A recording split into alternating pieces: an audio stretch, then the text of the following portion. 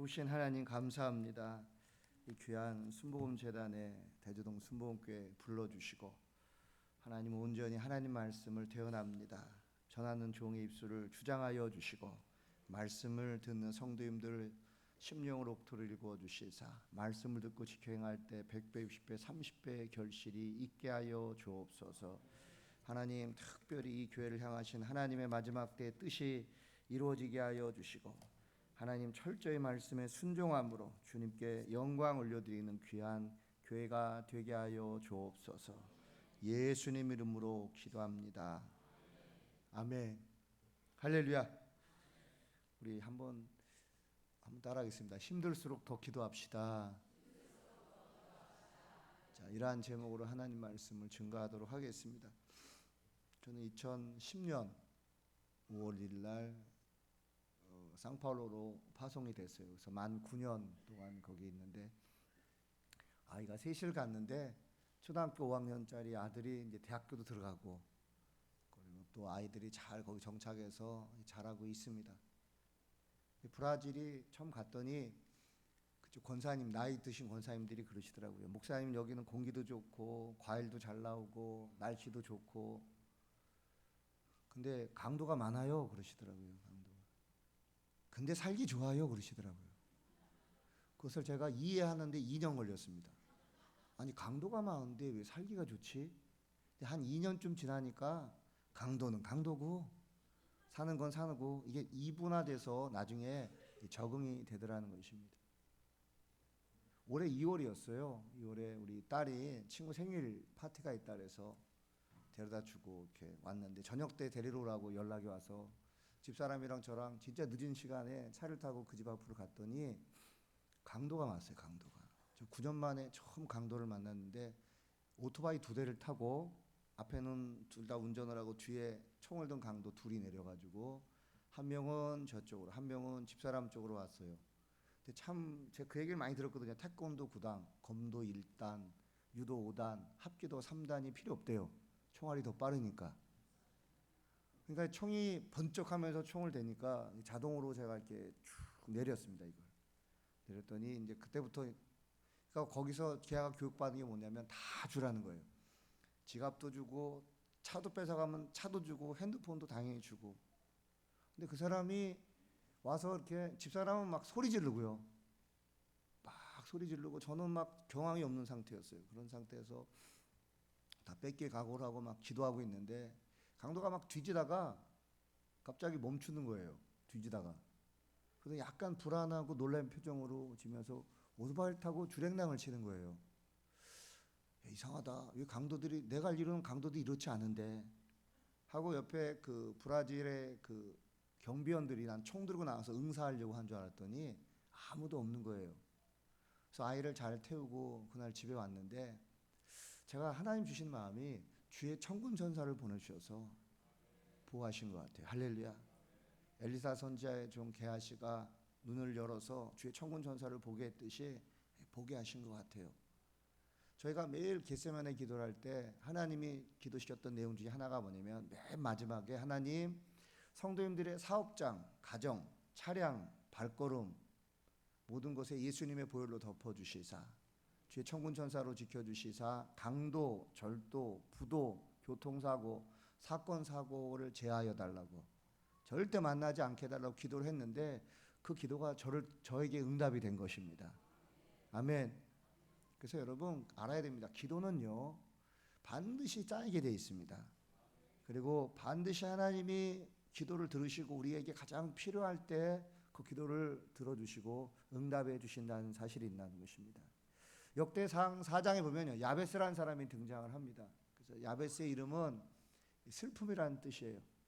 어머니가 난산 끝에 나와서 이름을 슬픔이라고 줬는데 고대 시대 때 이름이 지어진 대로 운명이 귀결되어서 그렇게 살아가는 것이 당연스러웠는데 이 사람은요 절대 그 이름대로 슬픔과 고통싸움 가운데 살아갈 수밖에 없는 사람이었다는 것입니다. 근데 자신의 이름과 달리 그는 형제보다 존귀한 자로서 결국 성공적인 인생을 산 아주 훌륭하고 복된 사람으로 역사에 남게 되었다는 것이죠.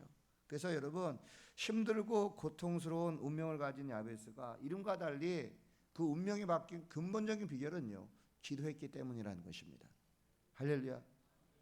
장전에 있을 때보다 지금 와서 보니까 굉장히 힘들어 하시더라고. 거기 한국에서, 브라질에서 YTN 뭐 이렇게 공중파 텔레비 나올 때 인터넷으로 보면 한국에 아무 문제가 없는데 여기 와서 보니까 진짜 힘들어 하더라고요. 작년에는 살기가 그나마 나았는데 지금은 너무 힘들다 그러더라고요. 그래서 이걸 이기기 위해서는요, 기도하셔야 됩니다. 아멘. 기도해야 된다는 것이죠. 첫 번째는요, 어려움을 거부하고 기도하셔야 됩니다. 본문 10절 상반절에 야베스가 이스라엘 하나님께 아뢰어 이르되 그랬습니다. 야베스는요, 하나님 앞에 아뢰었다는 것입니다. 아뢰었다는 건 뭡니까? 부르짖어 기도했다는 것이죠. 불행한 운명을 가지고 태어난 야베스가 그 이름대로 자신의 인생이 불행해지지 않기 위해서 어떻습니까? 하나님 앞에 부르짖어 기도했는데 절적의 고통스러운 삶을 어떻습니까? 거부했다는 것입니다. 거부했다는 것이죠. 그래서 그가 운명을 바꿔달라고 하나님 앞에 간절히 기도했다는 것입니다. 인도나 스리랑카 같은 힌두나 이 불교권에 있는 사람들은요, 그냥 태어나고 자란 운명을 그대로 받아들여요. 그러니까 운명대로 살아가는 것을 당연히 여기는데, 기독교가 들어간 국가, 특별히 성도들은요, 이 사람에게 정해진 운명을 절대 믿지 않는다는 것입니다. 예수 그리스도를 믿는 자들은요, 죽어 천국에 가기 때문에 지옥에서 그 운명이 천국으로, 실패해서 어떻습니까? 주님 안에서 복된 열매를 맺는 삶으로, 그리고 질병에 걸린 사람이 주님의 은혜로 회복되는 은혜를 체험하기 때문에 반드시 예수 그리스도를 믿고 거듭난 성도는요, 공통적으로 나타나는 게 절망을 거부하고요, 기도를 선택하는 인생을 살아가게 되어 있다는 것입니다. 할렐루야. 저희 아이가 셋이 있는데 막내를 누뚱이를 낳았어요.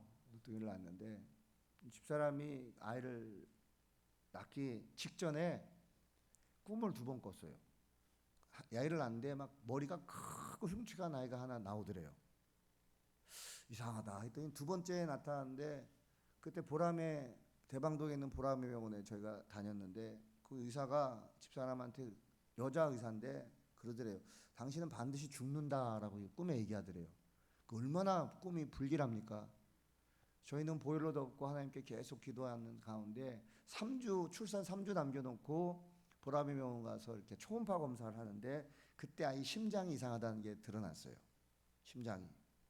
심장을 봤더니 심장이 두둑두둑 뛰는 게 아니더라고요. 심장 안에는 심방하고 심실이 있더라고요.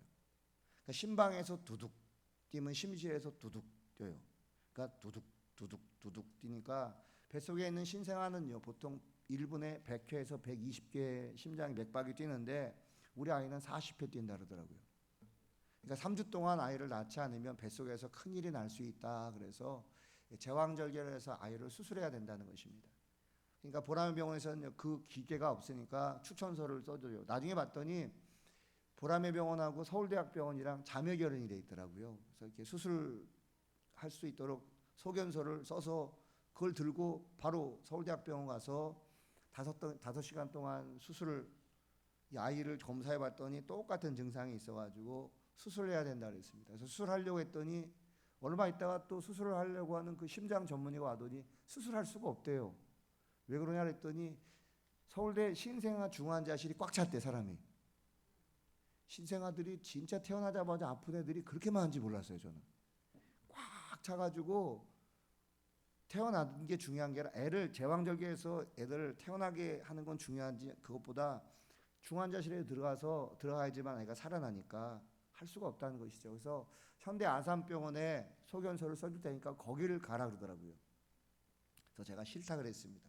여기서 받겠다. 또 애를 데리고 거기까지 어떻게 가냐. 그래서 계속 기도를 했더니 그 다음날 기적적으로 자리가 하나 나가지고 수술을 했습니다. 수술을 해서 집사람은 회복실에 있고 나왔는데 그 아이를 참 흉부외과 의사가 오더니 이만한 핏덩어리 아이를 이만큼 올려놓고 그러더라고요. 가슴 쪽을 하더니 여기를 절개해야 된대. 절개해서 그걸 열어서 심장 수술을 해야 된다고 그러더라고요. 근데 참 가슴이 찢어지더라고요. 그래서 하나님의 은혜로 아이가 심장 수술을 해서 또 거기에 또 뭘 달아야 된다 그러더라고요. 또 그래서 아이가 살아났어요. 살아나서 진짜 기적적으로 은혜 가운데 자라기 시작하는데, 그래서 이제 아이가 태어나고 나서 한 얼마 있다가 첫 번째 진료를 받으러 갔더니 의사가 그러더라고요. 기적이 일어났다고 그러더라고요. 아무리 봐도 이상이 안 되는데 기적이 일어났다고.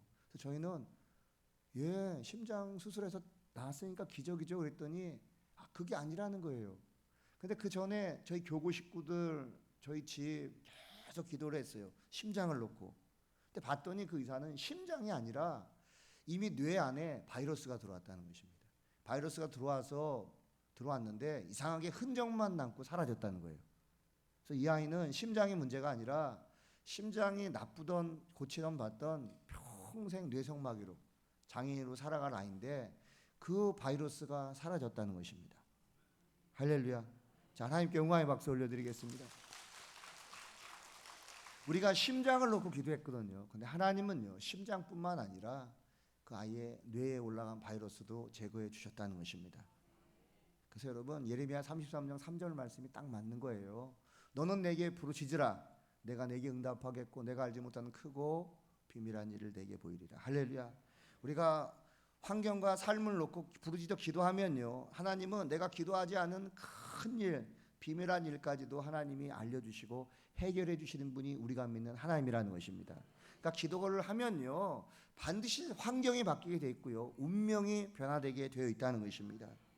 그래서 야베스는요, 이 기도의 비밀을 알았기 때문에 절대 자신의 타고난 운명 그리고 어려운 상황을 절대 탓하지 않고 기도가 사람의 운명을 바꿀 수 있다는 것을 알고요, 현실의 어려움을 거부하고요, 기도를 선택하는 믿음을 보였다는 것입니다.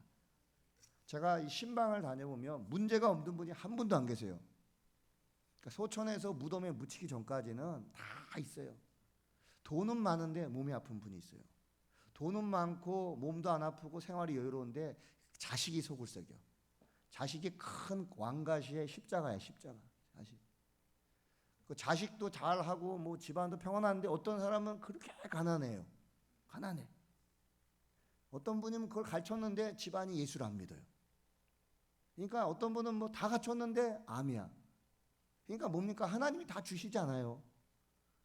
누가 그래요? 아우, 너는 얼굴도 이쁘고 머리도 좋고 뭐 하면 분명히 명이 짧을 수 있습니다.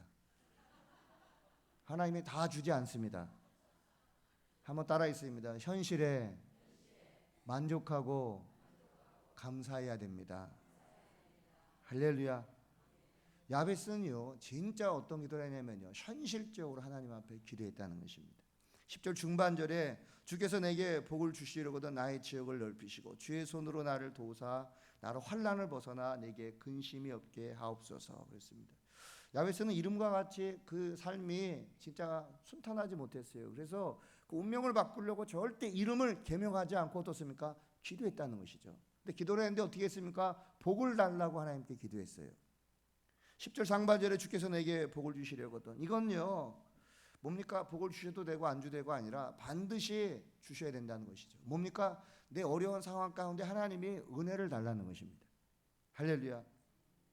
역대상 4장 10절 중반절에 주께서 내게 복을 주시려거든 나의 지역을 넓히시고 주의 손으로 나를 도우사 나로 환난을 벗어나 내게 근심이 없게 하옵소서. 쉬운 성경에 보니까 이렇게 나와 있습니다. 나에게 복을 주십시오. 나에게 땅을 더 많이 주십시오. 나와 함께 계셔 주시고 아무도 나를 해치지 못하게 해 주십시오. 내가 누구한테도 고통을 당하지 않게 해 주십시오. 그러니까 절박하게 삶 가운데 기도했다는 것이죠. 현실적으로 기도하는 건 뭡니까? 사업가들은요, 매출을 올려주시고 하나님이 물질을 통해 영광을 올려달라고 그렇게 기도해야 된다는 것입니다. 직장생활 한 사람은요, 직장생활에 잘 적응하고 거기서 좋은 실적을 얻고 좋은 고과를 얻을 수 있도록 기도하는 것도 필요하다는 것입니다. 자녀에게는 어떻습니까? 학자형을 부어주시사 학교 다니는 학생들에게 지혜와 암기력과 언어의 능력을 주셔서 본인이 원하는 좋은 대학교에 들어가고 나와서 취직을 해서 하나님의 영광이 나타날 수 있도록 어떻습니까? 현실적으로 기도를 해야 되는데 야베스는요, 현실적으로 하나님 앞에 기도했다는 것이죠. 그러면 그래요. 지역을 넓혀달라고 나에게 지경을 넓혀주시고 복의 복을 더하사 지경을 넓혀주시고 환난에서 벗어나 근심이 없게 하옵소서. 그러면요, 뜬구름 잡는 기도, 지경을 넓히라는 기도하니까 이게 야베스의 기도라고 생각을 해서 거기서 딱 멈추는데 그렇지 않습니다. 야베스는 절대 허공을 치거나 어떻습니까? 근거 없이 기도하는 것이 아니었다는 것입니다. 신명기 19장 8절에 오면요, 내 하나님 야훼께서 내 조상들에게 맹세하신 대로 내 지경을 넓혀 내 조상들에게 주리라고 말씀하신 땅을 다 내게 주실 때 그랬습니다. 이스라엘 백성이 가나안 땅 들어가기 전에 광야 40년을 떠돌았습니다. 이 40년 동안에 20세 이상 가운데 여호수아와 갈렙만 빼고 가데스 바네아에서 하나님 말씀에 불순종하고 불평했던 사람은 40년 동안 광야에서 다 엎드려져서 장사를 치렀어요. 그래서 가나안 땅이 코앞에 있는 무압 평지에 와가지고 거기서 어떻습니까? 40년 광야 세월에 태어났던 사람이나 아니면 그 이전에 미성년 됐던 사람이 다 어른이 됐잖아요. 이 사람들에게 모세가 세 편의 설교를 했던 그 말씀이 신명기인데 거기서 어떻습니까? 하나님이 조상들에게 약속하셨던 말씀을 주시는데 그게 뭡니까? 내 지역을 넓혀주신다는 말씀입니다. 지경을 넓혀주신다는 말씀이죠.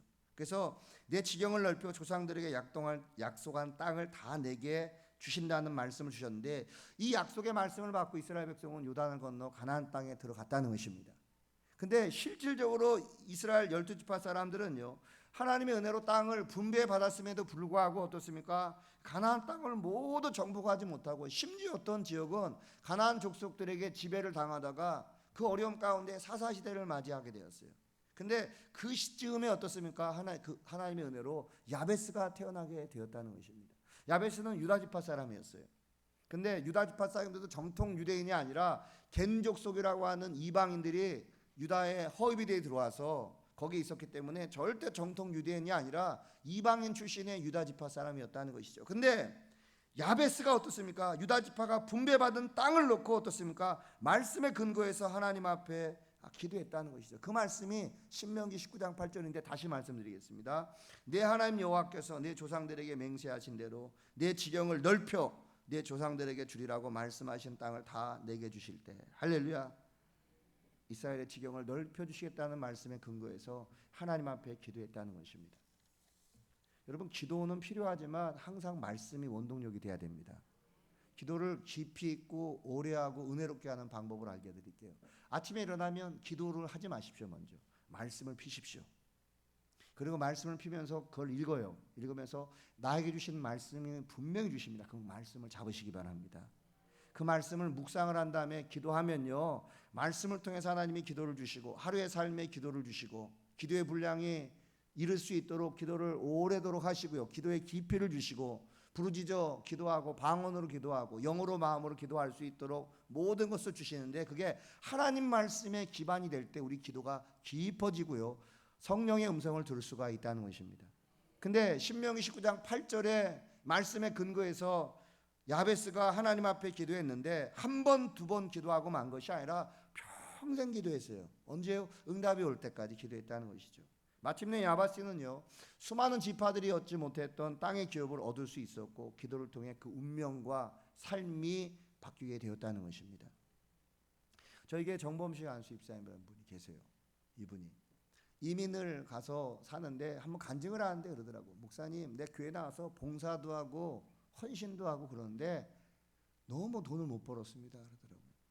이민 간 사람은 대부분 돈 벌러 가십니다. 그러니까 우선순위가 막 바뀔 때가 있어요. 하나님 자리에 돈이 올라가 있어요. 그러니까 믿음 들어가면 하나님이 그 위에 올라가고 돈이 내려가고, 믿음이 떠나면 돈이 하나님 자리에, 우상의 자리에 앉는 경우가 상당히 많이 있습니다. 근데 이분이 그렇게 봉사를 하고 예배 드리는데 돈이 안 벌리는데 빙치 신코지 마이오라고 하는 곳이 상파울루의 그 대규모 이렇게 잡화 그리고 어떤 액세서리 이런 것을 파는 어마어마한 곳이 있어요. 뭐 남대문 동대문 저리가라 할 정도로 어마어마한 시장이 있는데 거기서 액세서리를 중국에서 수입에다가 파는 분인데, 이 돈을 이렇게 한 2년 모으잖아요. 그러면 그 돈을 이렇게 수입하는 중국의 액세서리를 갖다가 들여올 때 한 컨테이너나 두 컨테이너를 들여온대요. 그러면 상파울루에서 가장 가까운 항구가 어디냐면 산토스라고 하는 항구예요. 산토스. 그럼 거기서 이 통관이 돼야 되는데 딱 잡히는 거예요. 그럼 두 컨테이너, 세 컨테이너 잡혀서 뺏기면요, 시험 들어가지고 6개월 동안 교회 안 나와요. 또 막 열심히 장사해가지고 리아카 끌면서 거기서 리아카 끌고 장사했대요. 해가지고 돈을 벌면 또 한 두 컨테이너 중국에서 붙이면 또 잡히면 시험 들어서 8개월 동안 안 나오고. 그러니까 그냥 가난을 면치 못하는 거예요, 이분이. 그리고 리아카 끌면서 비 온 날 밥을 못 사 먹고 도시락 사다가 이민지에 가서 오면 한국 사람이 오면 등 돌리고 먹었대요. 그러니까 처절한 인생을 사는 거죠. 그래서 그랬더니 하나님 내가 예배 잘 드리고 봉사하는데 왜 물질적으로 어렵습니까? 새벽에 목사님이 말라기 4장 10절 말씀을 설교하시더래요. 구원받은 하나님의 성도가 물질의 축복을 받으려면 반드시 11조의 문을 통과해야 된다. 말라기 4장 10절에 만군의 야훼가 이르노라 너희 온전한 11조를 창고에 들여 나의 집에 양식이 있게 하고 그것으로 나를 시험하여 내가 하늘 문을 열고 너희에게 복을 쌓을 것이 없도록 붙지 아니하나 보라. 근데 이 말씀을 붙잡고 이분이 깨달은 거예요. 11조 해야 되는구나. 목사도 11조 안 하면 평생 가난하고 재직들도 11조 안 나면 평생 돈 꾸러 다녀요. 왜 그런지 아십니까? 그게 성경이기 때문에, 그 진리이기 때문에. 10,000원 팔면 이분이 1,000원 띄고 100원 팔면 10원 띄고 2,000원 팔면 200원 띄고 드렸대요 하나님께.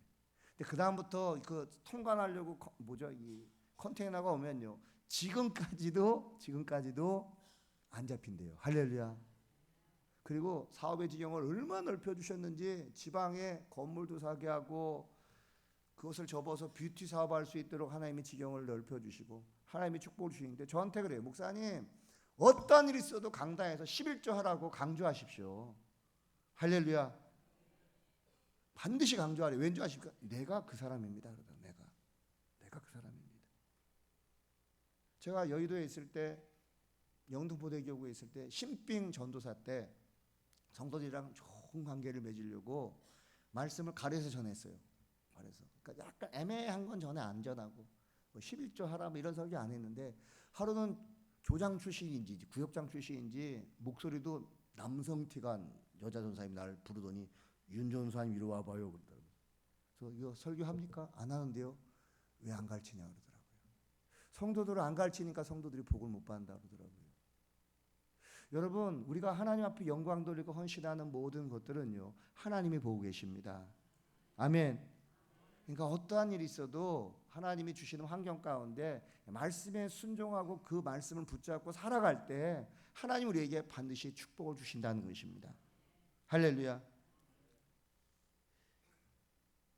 이엔 바운즈라고 하는 미국의 유명한 목사님이 기도의 종이 있었습니다. 이분이 이런 얘기를 하셨어요. 기도하는 척하기란 어렵지 않다. 점잖고 우아하게 기도하기도 어렵지 않다. 그러나 지옥이 엄청난 타격을 받기까지 기도하며 두터운 철문이 열리기까지 기도하며 산 같은 방해물이 사라지기까지 기도하며 안개가 사라지고 구름이 걷히며 햇살이 비칠 때까지 진정으로 기도하기란 참으로 어렵다. 아무 음성도 들리지 않는데 끈질기게 기도하며 기도하기란 쉽지 않다. 그러나 하나님이 응답하실 때까지 기도하고 기다려야 한다. 할렐루야. 여러분 우리는요 철저히 하나님 말씀을 몰라서 불순종한 사람은 거의 없어요. 하나님 말씀을 다 알아요. 어떻게 살아야 되는지. 예전에 우리 아는 친척 두 분이 술을 잔뜩 마시면서 집안 생일잔치인가 어때 이렇게 얘기하시는데 둘이 술이 취했어요. 옆에 분이 그러더라고요. 형님 예수 어떻게 믿어야지 잘 믿어야지 신앙생활 잘합니까? 그랬더니 술 한잔 쫙 하시면서 성령 충만 받아야 돼 이놈아 그러더라고요. 이게 얼마나 그 웃기고 정확한 말이에요. 그죠? 술집에서도요. 술집이든 어디든 술 마시면서도요. 어디 주워 들은 게 있어서 다 신앙생활 어떻게 하는지 다 알아요. 그죠? 뭡니까? 그렇게 못 사는 것이죠. 그래서 여러분 하나님이요. 나에게 주시는 말씀이 평안을 주실 때가 있고요. 말씀이 나를 감동시킬 때가 있고 부담을 줄 때가 있어요. 근데 진짜 중요한 건 뭡니까? 그렇게 알고 후회의 눈물을 흘리고 끝이는 게 아니라 하나님 말씀에 순종해서 돌이켜 회개하는 인생을 살아갈 때 하나님이 그의 삶을 책임져 주신다는 것입니다. 말씀을 아는 게 중요한 게 아니라 말씀을 믿으셔야 되고요. 내가 말씀을 깨달아 아는 것도 중요하지만 행함이 있는 믿음으로 나갈 때 우리의 삶을 하나님이 본격적으로 간섭하시고 그 길을 열어주신다는 것입니다. 바벨론은 바벨론의 포로로 끌려갔어요. 하루에 3번씩 기도하자 하나님은 포로의 신분에서 바벨론의 총리로 하나님이 그를 높여주셨습니다. 그러니까 다니엘의 말 한마디에 그 광대한 바벨론 전체가 움직였고요. 실질적으로는 느부갓네살 왕보다 하나님은요 더 영향력 있는 은혜를 다니엘에게 베풀어 주셨다는 것입니다. 그러니까 여러분 기도하면 어떤 위치에 있던 어떤 환경에 있던 하나님이 역사하시기 때문에 영향력이 있는 것입니다. 아멘. 영향력이 있는 것이라는 것이죠. 그리고요, 반드시 여러분의 삶에 영적인 지경, 사업의 지경, 학문의 지경, 그리고 모든 지경을 넓혀 주신다는 것입니다. 빌립보서 4장 13절에 내게 능력 주신 자 안에서 내가 모든 것을 할 수 있는지라. 마가복음 9장 23절 할 수 있거든이 무슨 말이냐? 믿는 자에게는 능히 하지 못할 일이 없느니라. 한번 따라하겠습니다. 한계는 사람이 정하는 것이지 하나님에게는 한계도 없고 불가능이 없습니다. 아멘. 10절 중반절에 주의 손으로 나를 도우사 나로 환난을 벗어나 근심이 없게 하옵소서. 야베스는요, 자신의 한계, 불행을 뛰어넘어서 살아갈 수 있는 유일한 살아갈 수 있는 길은 하나님의 도우심이 손이 함께하는 것이라는 것입니다. 여러분, 가장 중요한 건요, 지금 내가 하나님께 기도하느냐, 내 삶의 전 영역에 하나님의 손이 함께하느냐가 이 사활을 걸 정도로 중요하다는 것입니다. 여러분, 기도 안 해도 여러분이 평탄하게 잘 일이 제대로 해도요, 분명한 건 기도 안 하면요, 여러분의 삶 가운데 하나님의 손이 함께하지 않는다는 것입니다. 기도하고 하나님의 도움을 구하더라도 내가 원하는 대로 인생이 살아가지 않고 결실이 없는 것 같이 보일지라도요, 기도하면 지금 아무리 힘들고 어려워도 하나님이 함께 하시기 때문에 반드시 하나님이 정한 때 정한 방법으로 모든 것이 합력해서 선을 이루도록 하나님이 도와주신다는 것입니다. 그래서 10절 중반절에 환난에서 벗어나 근심이 없게 하옵소서라고 믿고 기도했더니 하나님은요, 진정으로 그가 구하는 것을 다 허락해 주셨습니다. 다 응답해 주셨다는 것입니다. 가끔 그래요. 3일 작정 기도 드리는 분 있죠. 3일 작정. 일주일 금식하는 분 있고 21일 금식하고 하나님께 작정하는 기도 분이 있는데 꼭 다 그렇지는 않은데 이런 분들이 한 분 있어요. 하나님 일주일 동안 작정 기도해서 응답 주시지 않으면 교회 안 나오겠습니다. 아마 이 교회는 한 분도 안 계시는데 다른 교회는 있을 것 같아요. 21일 동안 하나님 내가 작정하고 기도했는데 응답 주시지 않으면 나는 예수님 안 믿겠습니다. 그거는요 절대 믿음이 아닙니다. 협박이지. 어떻게 피조물이 협박을 합니까? 창조주를. 우리는요 분명히 아셔야 됩니다. 내가 기도를 하지만 응답의 때와 방법은요 하나님의 주권입니다. 할렐루야. 저희 교회 서양님 권사님이라는 분이 계세요. 이분이 예수를 잘 믿는 사업하시는 분이신데 교회 붕해를 앞두고 급히 서둘러서 한국으로 갔는데 직장암 3기에서 4기로 넘어가기 직전이었어요. 그러니까 다급한 상황이죠.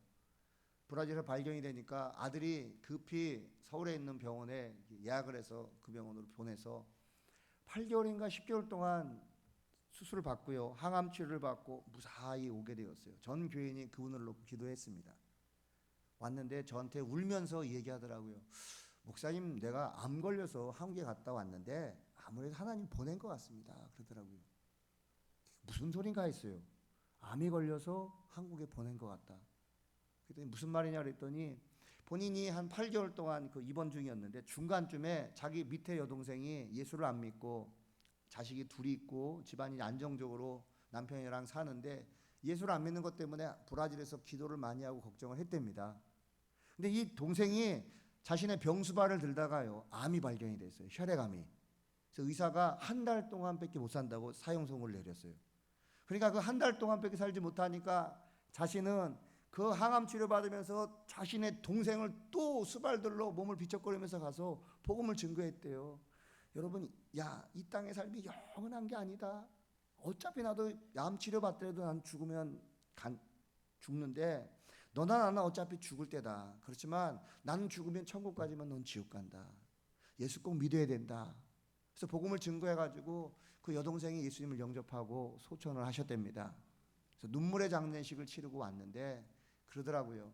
목사님, 내가 그때 아파서 한국에 가지 않았으며 복음을 증거하지 못했을 것이고 동생이 천국에 가지 못할 것 같았는데 하나님, 아무리 봐도 하나님이 암에 걸렸지만 가족 구원의 역사를 베풀어 주시는 모든 것이 합력해서 선을 이루는 은혜를 베풀어 주셨습니다 하고 말씀을 하더라는 것입니다. 여러분, 그래서 기도를 하면 하나님은요 반드시 우리 삶 가운데 은혜를 주신다는 것입니다. 옛날에 그 어떤 목사님이 너무 몸이 아파가지고요. 몸이 너무 아파가지고 이제 목사님이 출근을 못하고 집에 끙끙 앓았대요. 앓았는데 그 아들한테 그랬대요. 아들한테 야, 너 와서 아빠 안수기도 해줘라 그랬대요. 아들이 기도해본 적이 하나밖에 없잖아요. 식기도밖에 한 적이 없대 아들은. 저 식사기도밖에 배운 적이 없대요 아들이. 근데 아들이 오더니 아빠한테 안수를 딱 하더니 이러대요. 하나님 아버지 음식 맛있게 먹겠습니다. 예수님의 이름으로 기도합니다. 아멘 했대요. 근데 병이 나았대요. 할렐루야. 그래서 그 목사님이 뭐라고 하는지 아십니까? 아이가 기도할 줄 모르는데 아이가 순수한 마음의 기도라면 식사기도를 하더라도요 병이 치료가 된다는 것입니다. 할렐루야. 그래서 우리가 신앙기도 할 때 제일 중요한 건요, 내가 어떻게 기도를 잘하고 중요한 게 아니라 내가 전심으로 하나님을 사모하고 사랑하는 마음으로 기도하면 뭡니까? 기도줄을 잡고 있으면요 그 기도를 통해 하나님이 역사하신다는 것입니다. 될 듯 될 듯 하는데 안 되는 것도 있고, 오랫동안 뭔가 순탄하게 될 수밖에 없는 상황인데 안 되는 것은요 환경적인 문제가 아니라 영적인 문제라는 것입니다. 여러분 지금 자금줄, 환경의 줄, 건강의 줄을 놓친 부분이 있을지라 진짜 중요한 건요 다시 기도줄 잡으셔야 됩니다. 할렐루야. 기도줄 잡으셔야 된다는 것입니다. 사람에게는요 다 기도의 분량이 있습니다. 어떤 분은 30분 기도 분량이 있고 1시간, 2시간 기도 분량이 있으면 이 기도를 매일 하셔야 돼요.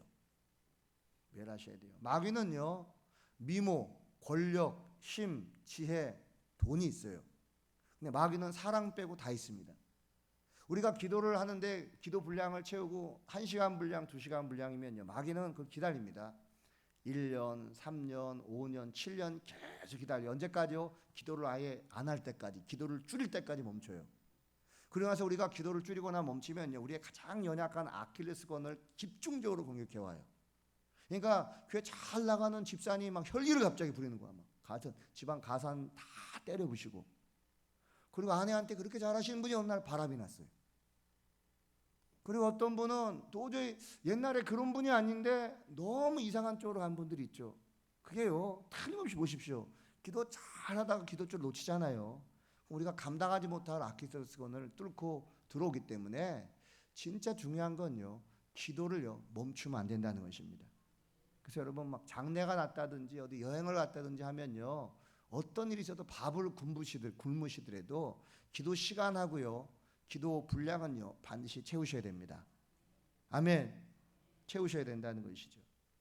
결국 기도했던 그 야베스는요 역대상 4장 9절 말씀과 같이 야베스는 그 형제보다 귀중한 자라 그랬습니다. 결국 어떻습니까? 하나님이 그를 귀중한 자로 만들어 주셨고요. 역대상 2장 55절에 보면 야베스에 살던 서기관 종족 곧 디랏 종족과 시므앗 종족과 수갓 종족이니 이는 다 레갑 가문의 조상 한마덱에서 나온 겐 종족이더라. 야베스는 기도함으로써 이스라엘의 가장 존경받는 사람이 되었고요. 중요한 거는 겐 종족이 유대 지파에 들어와서 살고 있는데 겐 종족이 사는 그 지역 이름이 어떻습니까? 야베스로 바뀌었다는 것입니다. 할렐루야. 그러니까 과거의 가장 큰 축복은 뭡니까? 이름이 그 지명으로 되는 거예요. 그죠? 그만큼 큰 축복이 없는데 하나님은요 그 고통, 슬픔이라고 한 이름을 개명시켜주지 않고요 그대로 사용하면서 기도를 통해 그 운명을 바꿔줬고요 그 이름을 그대로 사용하면서 이 지명으로까지 그를 지경을 넓혀주시는 은혜를 베풀어 주셨다는 것이죠. 근데 여기서 우리가 한 가지 중요하게 짚고 넘어갈 사항이 있는데 그것은요 우리의 모든 기도가 우리의 소원을 이루는 것에서 끝나면 안 된다는 것입니다. 한번 따라 있습니다. 하나님의 뜻대로 이루어져야 합니다. 아멘. 하나님의 뜻대로 이루어져야 돼요. 내 뜻이 아닙니다. 하나님의 뜻대로 반드시 이루어져야 돼요. 하나님의 방법대로 가장 좋은 때 좋은 방법으로 기도 응답을 하나님이 주시는 것이지 내가 기도만 하면 무슨 하나님이 우리에게 부리는 영이 아니에요. 하나님 우리에게 돕는 영으로는 전능하신 하나님이시지 우리가 하나님과 인격적인 교제가 없이 무턱대고 우리의 소원을 들어주시는 분은 아니라는 것입니다. 제가 어떤 자료를 봤더니 UPI 통신 종교부 기자였던 루이스 카셀이라는 사람이 이런 칼럼을 썼어요. 잘못된 기도 교육이 자녀를 무신론자로 만든다. 이 뭐냐 그랬더니 자식들한테 기도를 익혀시킨대요.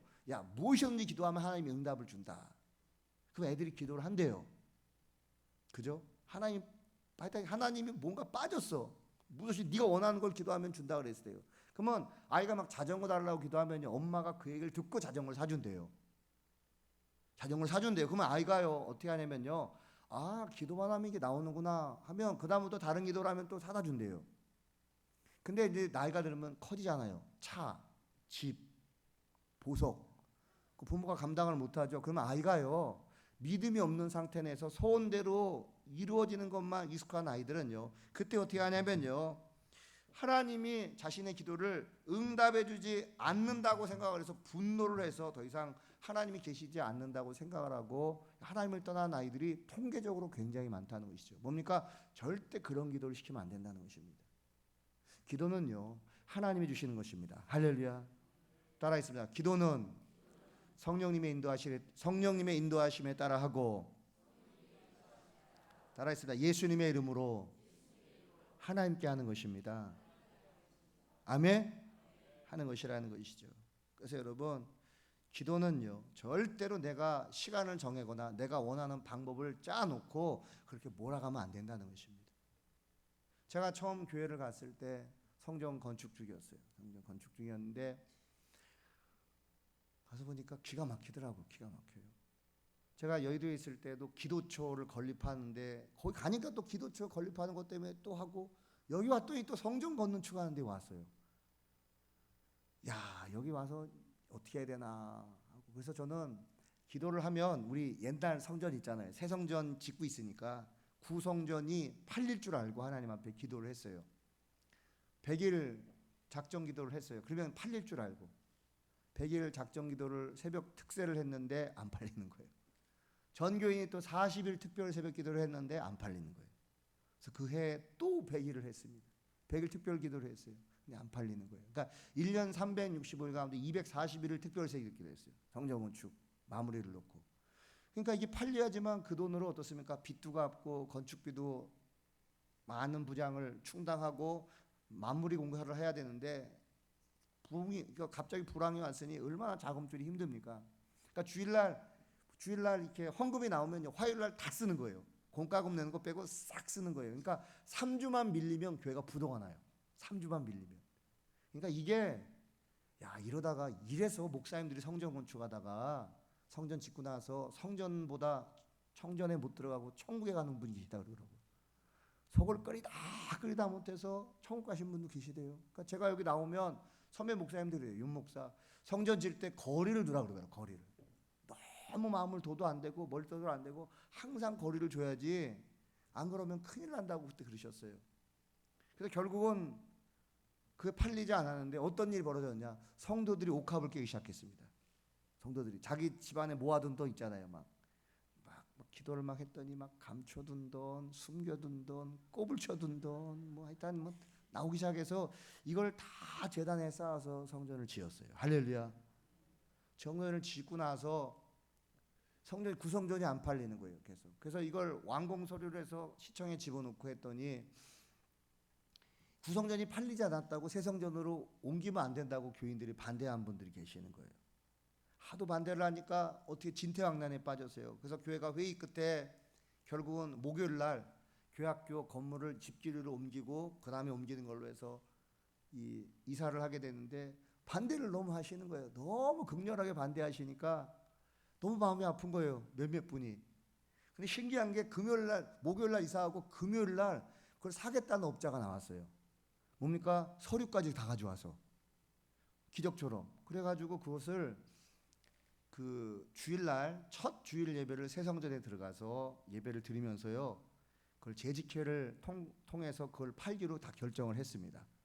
그래서 이제 팔렸으니까 새 성전 오픈됐잖아요. 근데 또 문제가 생겼네요. 그 성전을 사겠다고 한 업자가 안 보이기 시작하는 거예요. 한국 출장 다니고 막 브라질 지방 다니고, 나중에 봤더니 깎아달라는 거예요. 막 깎아달라는 거예요. 막 터무니없이 재직회를 통과해서 팔기로 했으니까 자기밖에 살 사람이 없다고 생각을 하니까 그 다음부터는 협상이 들어오는 거예요. 얼마에? 아니다, 우리는 이 가격에 팔기로 재직회를 했다, 이 가격에 사야 된다, 그건 당신들 사정이고 나는 깎아야 되겠다. 막 깎기 시작하는 거예요. 그래서 그걸 놓고 막 기도했더니 어느 날 브라질 사람이 나타나가지고 그 가격에 사겠다는 거예요. 일본 변호사를 보내서 한 푼도 깎지 않고 이걸 사겠다. 언제 몇 절 며칠 날 오후에 만나서 계약하자 그랬더니 원래 한국 사람이 다시 전화가 와서 하는 말이 내가 언제 안 산다 그랬느냐. 내가 언제 안 산다 그랬느냐. 내가 사기로 하려고 했는데 왜 당신들이 마음이 바뀌느냐. 그래서 내가 언제 바뀌니 당신이 깎으려고 그랬더니 내가 언제 깎으려고 그랬느냐. 내가 한번 물어본 거지. 깎을 수 있냐고. 오후에 계약한다니까 새벽같이 뛰어왔어. 새벽같이 뛰어오셔가지고 계약하시고 계약금 치르시고 중도금 내시고 잔금 내셔가지고요. 교회가 다 짓고 잔금 치러서 쳤는데 그 교회가 당시 돈으로 한 2,200만 헤아리니까 그게 얼마냐면요. 한국 돈으로 한 130억이 넘어요. 130억이 넘는 돈을 지었는데 단 1원도 빚이 없이 지어서 하나님 앞에 올려드렸습니다. 할렐루야. 우리 하나님께 영광의 박수 올려드리겠습니다. 그래서 그걸 올려드렸는데 그때 나중에 집사람이랑 하나님이 주신 감동이 뭐냐면요. 원래 구성전을 브라질 교회 하나님이 이렇게 주시려고 하셨어요. 하나님 마음은. 우리 구성전이 팔리면 구성전을 브라질 교회 하나님 주시려고 했는데 나중에 하나님이 이런 말씀, 이렇게 감동을 주셨던 게 뭐냐면 너희들이 너무 징태양난에 빠져 다급하니까 내가 그 사람한테 팔았다는 마음을 주시더라고요. 내가 그 원단업자한테 팔았다는 마음을 감동을 주셨습니다. 그래서 여러분 제가 그때 느낀 게 뭐냐면요. 우리가 절대적으로 기도의 시간과 방법을 정해놓으면 안 된다는 것입니다. 우리는 기도하면요. 가장 적절한 때 하나님이 응답을 주신다는 것입니다. 그리고 중요한 건요. 야고보서 4장 3절에 구하여도 받지 못하면 정욕으로 쓰려고 잘못 구하기 때문이라. 기도할 때 절대 정욕대로 쓰라고 이기적인 목적으로 기도하면 안 됩니다. 왜냐하면요. 기도에도 응답이 없고요. 그리고 응답이 오더라도 그 결과가 좋지 못하다는 것입니다. 어떤 분은 막 금요철에 때 와서 보면 이 종이에 써와요. 써와서 전화번호 부채 국어책 읽듯이 막 읽는 분들이 있어요. 물론 그 기도도 중요하죠. 근데 그게 정욕적인 기도잖아요. 하나님의 영광이 나타나고 이기적인 기도가 되면 절대 응답이 오지 않는다는 것입니다. 응답이 오더라도 결과가 좋지 않다는 것입니다. 한 미국의 목회지에 있었던 일인데 어머니가 아들 데리고 목사님께 와서 기도 부탁을 했답니다. 목사님 우리 아들 장관 되도록 기도해 주십시오. 그러니까 목사님이 그 아들을 탁 품고 기도했대. 하나님 이 아들 장관 되게 해주시되 하나님의 뜻대로 이루어지게 하여 주옵소서. 그러더니 어머니가 아멘을 안 하더래요. 목사님 뒷부분 빼주세요 그러더래요. 하나님의 뜻대로 하는 거 빼주세요. 그래서 왜요? 다시 합시다. 하나님 이 아들 어머니의 뜻대로 장관 되게 하여 주시고 하나님의 뜻대로 해달라는 기도는 취소합니다. 기도했는데 진짜 이 아들이 장관이 됐대요. 장관이 됐대. 기가 막힐 노릇이죠. 장관이 되고 나서 얼마 이후에 총에 맞아 암살당했어요. 이분이 암살당했어요. 그래서 장례식장에 그 어머니가 있는데 그 목사님이 신방을 와서 장례 예배를 드리러 오니까 그 어머니가 피눈물을 흘리면서 대성통곡을 하면서 이런 얘기를 하더라는 것입니다. 목사님 아들이 장관 되게 해달라고 기도하실 때 내 뜻대로 기도해달라고 하는 게 이게 잘못된 걸 알았습니다. 하나님의 뜻대로 돼달라고 기도한 걸 취소한 것이 이런 큰 비극이 올 줄은 몰랐습니다. 그러더라는 것입니다. 뭡니까? 그분은 장관 되는 게 꿈이에요. 장관, 하나님의 뜻대로 기도하지 않고 장관이 되고요. 돈을 많이 벌고 서울대학교 들어가니까 문제가 되는 거예요. 여러분 하나님의 뜻대로 우리가 기도를 하면요. 어떤 위치에서 하나님이 높여주셔도 거기에 영광이 나타난다는 것입니다. 따라하겠습니다. 참된 기도는 욕심을 이루는 기도가 아니라 하나님의 뜻이 이루어지는 기도입니다. 말씀을 마치겠습니다. 우리의 인생은요. 하나님의 은혜대로 좋게 바뀔 수 있습니다. 그러기 위해서는요. 철저히 하나님 말씀을 붙잡고 하나님의 뜻대로 기도할 때 그때 하나님 우리 삶 가운데 응답을 주신다는 것입니다. 말씀을 마치겠습니다. 야베스는 태생이 불행했어요. 슬픔과 고통 가운데 인생을 살아갈 수밖에 없는 운명이었는데 그는 그 운명을 거부하고 고통에서 벗어나기 위해서 하나님 앞에 기도했더니 하나님이 그 기도를 통해 그의 운명을 바꿔주시고 형제보다 존귀한 자로 만들어 주셨다는 것이죠. 그러니까 여러분 절대로 남 탓하면 안 됩니다. 할렐루야. 어떤 분은 그래요. 십몇 년 전에 누가 보증을 잘못 서줘가지고 내가 이렇게 됐다는 사람이 있고, 어떤 분은 우리 부모님이 조금만 도와줬으면 내가 살림이 필 것 같았는데 안 도와줘서 이 모양이 됐다는 사람이 있고요. 형제 가운데 둘째 형이 가장 돈이 많은데 안 도와줘가지고 이렇게 사는데, 뭡니까? 항상 남을 탓을 한다는 것입니다. 여러분, 야베스 같은 사람은 우리 가운데 없어요. 여러분 이름 가운데 뭐 김고통, 이슬픔, 그죠? 박저주 이런 이름이 있습니까? 저주야, 저주야, 슬픔아, 그런 사람 없죠. 애 태어나다가 엄마 낳다가 죽었어요. 그 집안이 몰락했어요. 천덕꾸러기죠. 집안에 냉대를 봐도 밥도 제대로 안 주고 욕해요. 근데 이름을 행복, 형통, 은혜, 축복으로 바꾸지 않고 오로지 하나님 붙잡고 기도했더니 하나님이 그 운명을 변화시켜 주셨듯이 우리도 삶은요, 반드시 기도를 통해 하나님의 내 가운데 변할 수가 있다는 것입니다. 자식 탓하지 마시고요, 환경 탓하지 마시고요, 기도하지 않는 내 탓을 하시고 하나님께서 엎드려 기도하시기 바랍니다. 절대 주님 오시는 그날까지 기도의 자리, 예배의 자리, 말씀의 자리 빠지지 않고 기도하면 하나님께서 반드시 도와주시고 우리의 운명을 복되게 바꿔주신다는 것입니다. 여러분, 운명은 타고나는 게 아니라 기도하면 복되게 우리의 운명을 바꿔주신다는 것입니다. 여러분 꼭 기도의 분량을 회복하십시오. 아멘. 기도의 분량을 회복하시고 철저히 말씀에 근거해서 기도하시고, 여러분 쓰임받되 축복받고 상급받아서 간증하는 인생 되시길 예수님의 이름으로 축원드립니다. 좋으신 하나님 아버지 감사합니다. 우리에게 복을 주시옵소서. 영적인 복을 주시고 건강의 복을 주시고 말씀에 순종해서 신명기 28장 1절로 14절의 말씀 그대로 복을 주시되 하나님의 뜻이 이루어지는 놀라운 역사와 은혜가 삶 가운데 펼쳐지도록 인도하여 주옵소서. 하나님, 철저히 이 세속적인 사망의 넓은 길을 가고 이 땅이 천국과 같이 여겨 천년만년 살 것 같이 인생을 살아가는 것이 아니라 우리의 처지에서 하나님을 간곡히 믿고 구함으로 하나님의 은혜 가운데 우리의 삶이 회복되는 은총이 삶 가운데 있게 하여 주옵소서.